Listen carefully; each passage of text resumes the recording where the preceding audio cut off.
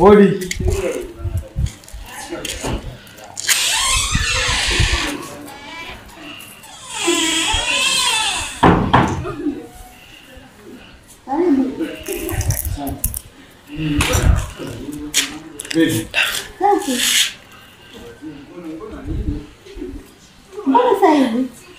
Kwa mwanamke umemzuza kabisa mtoto kwangu. Asa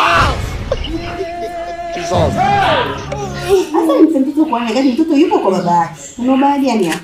Ah, nimekuja kuchukua hela matumizi.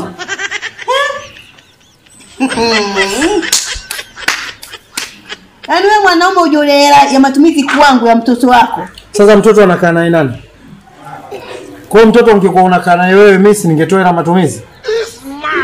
Sasa hivi mtoto anakaa naye mimi, wewe utakiwa kutoa hela matumizi? Au hii kanuni ikoje? God have mercy upon us. Maana washinda mpaka nashinda niongee kitu gani ila? Nitakutumia kwa simu yako. Naomba matumizi ya mtoto kwa sababu wewe ukai na mtoto. Tuache masiara, naomba matumizi ya mtoto. Mtoto anakaa naye mimi. Maana yake wewe unapata muda wa kutafuta riziki.